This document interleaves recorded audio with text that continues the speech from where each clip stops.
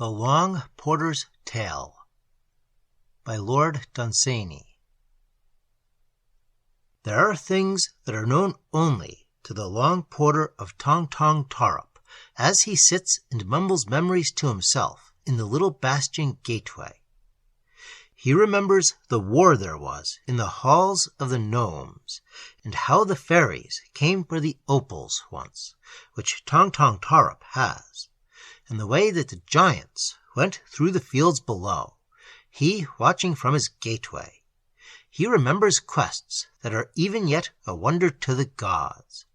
Who dwells in those frozen houses on the high bare brink of the world? Not even he has told me, and he is held to be garrulous. Among the elves, the only living things ever seen moving at that awful altitude where they quarry turquoise on earth's highest crag, his name is a byword for loquacity, wherewith they mock the talkative. His favorite story, if you offer him bash, the drug of which he is fondest, and for which he will give his service in war to the elves against the goblins, or vice versa, if the goblins bring him more, his favorite story, when bodily soothed by the drug and mentally fiercely excited, tells of a quest undertaken ever so long ago, for nothing more marketable than an old woman's song.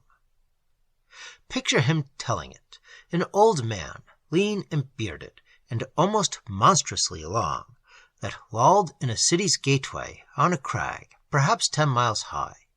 The houses, for the most part, facing eastward, lit by the sun and moon and the constellations we know, but one house on the pinnacle looking over the edge of the world, and lit by the glimmer of those unearthly spaces where one long evening wears away the stars. My little offering of bash, a long forefinger that nipped it at once on a stained and greedy thumb, all these are in the foreground of the picture. In the background, the mystery of those silent houses, and of not knowing who their denizens were, or what service they had at the hands of the Long Porter, and what payment he had in return, and whether he was mortal. Picture him in the gateway of this incredible town, having swallowed my bash in silence, stretch his great length, lean back, and begin to speak. It seems that one clear morning 100 years ago, a visitor of Tong Tong Tarrup was climbing up from the world. He had already passed above the snow and had set his foot on a step of the earthward stairway that goes down from Tong Tong Tarrup onto the rocks, when the Long Porter saw him. And so painfully did he climb those easy steps that the grizzled man on watch had long to wonder whether or not the stranger brought him bash, the drug that gives a meaning to the stars and seems to explain the twilight. And in the end there was not a scrap of bash, and the stranger had nothing better to offer that grizzled man than his mere story only. It seems that the stranger's name was Gerald Jones, and he had always lived in London, but once as a child he had been on a northern moor. It was so long ago that he did not remember how, only somehow or other he walked alone on the moor, and all the ling was in flower.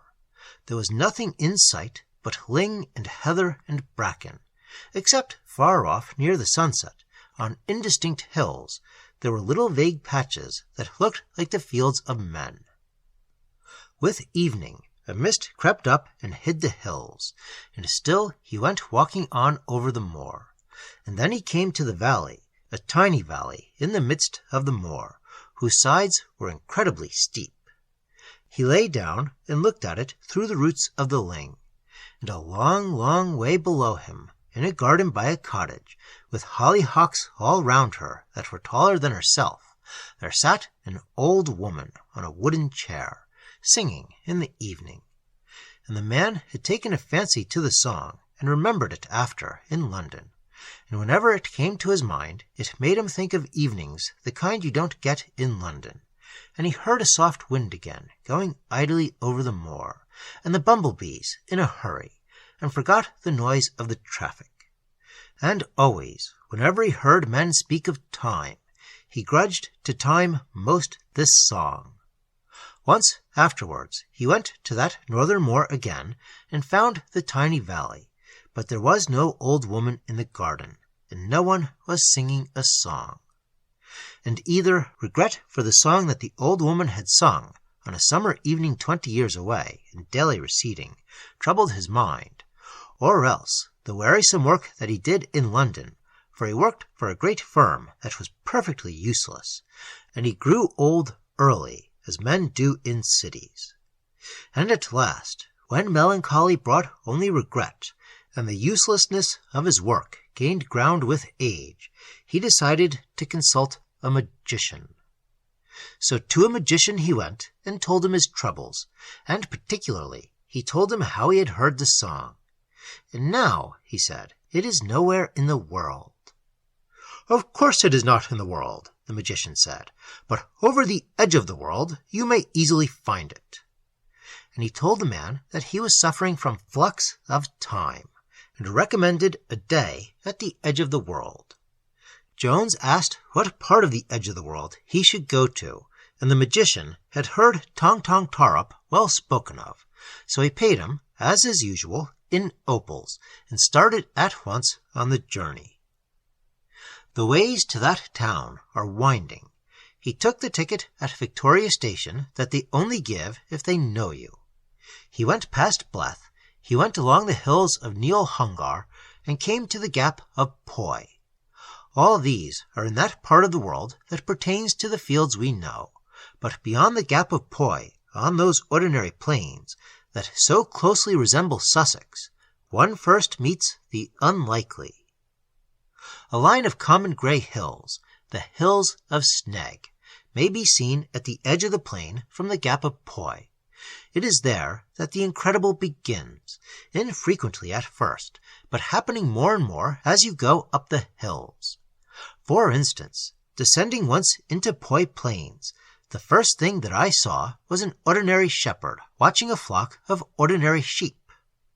I looked at them for some time, and nothing happened, when, without a word, one of the sheep walked up to the shepherd and borrowed his pipe and smoked it, an incident that struck me as unlikely.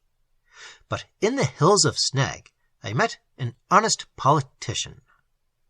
Over these plains went Jones, and over the hills of Sneg, meeting at first unlikely things, and then incredible things, till he came to the long slope beyond the hill that leads up the edge of the world, and where, as all guidebooks tell, anything may happen.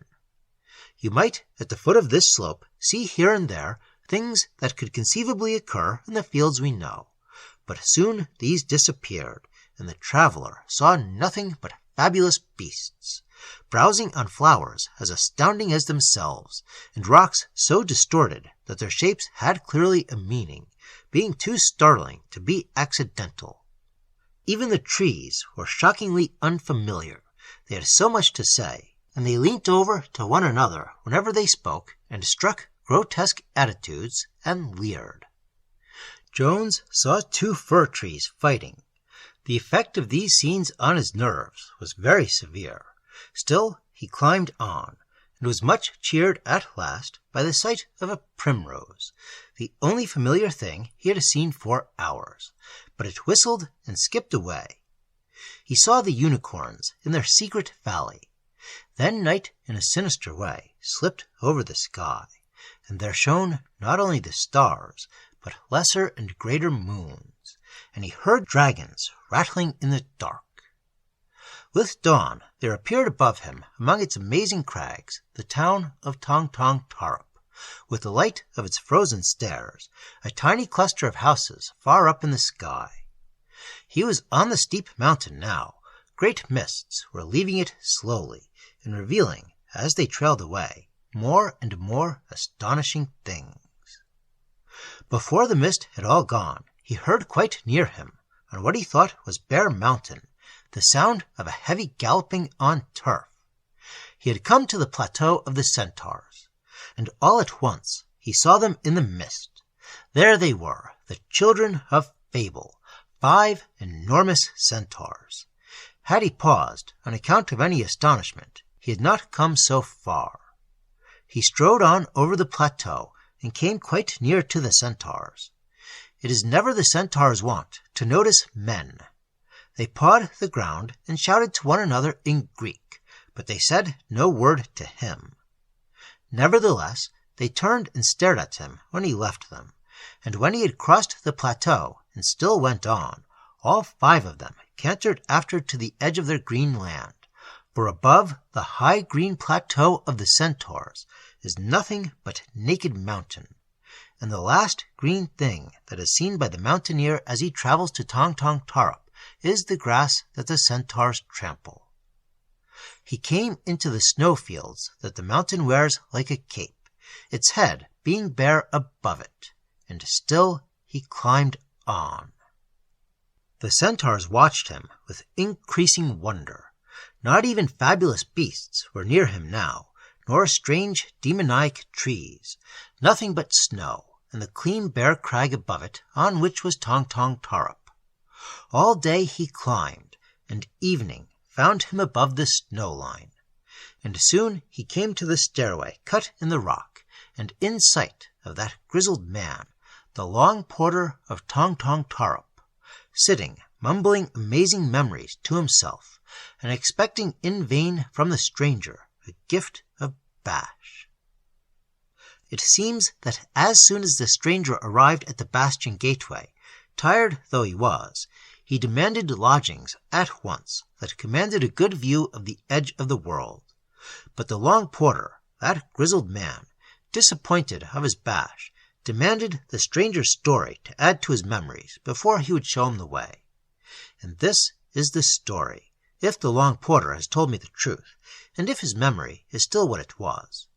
And when the story was told, the grizzled man arose, and, dangling his musical keys, went up through door after door, and by many stairs, and led the stranger to the topmost house, the highest roof in the world, and in its parlor showed him the parlor window. There the tired stranger sat down in the chair, and gazed out of the window sheer over the edge of the world. The window was shut, and in its glittering panes the twilight of world's edge blazed and danced, partly like glowworms' lamps, and partly like the sea. It went by rippling, full of wonderful moons. But the traveler did not look at the wonderful moons, for from the abyss there grew with their roots in far constellations a row of hollyhocks, and amongst them a small green garden quivered and trembled as scenes tremble in water. Higher up, ling in bloom was floating upon the twilight. More and more floated up till all the twilight was purple. The little green garden low down was hung in the midst of it, and the garden down below, and the ling all round it, seemed all to be trembling and drifting on a song. For the twilight was full of a song that sang and rang along the edges of the world, and the green garden and the ling seemed to flicker and ripple with it, as the song rose and fell, and an old woman was singing it down in the garden. A bumblebee sailed across from over the edge of the world, and the song that was lapping there against the coasts of the world, and to which the stars were dancing, was the same that he had heard the old woman sing long since down in the valley in the midst of the northern moor. But that grizzled man, the long porter, would not let the stranger stay, because he brought him no bash, and impatiently he shouldered him away, himself not troubling to glance through the world's outermost window. For the land that time afflicts, and the spaces that time knows not, are all one to that grizzled man, and the bash that he eats more profoundly astounds his mind than anything man can show him, either in the world we know, or over the edge. And, bitterly protesting, the traveler went back and down again to the world.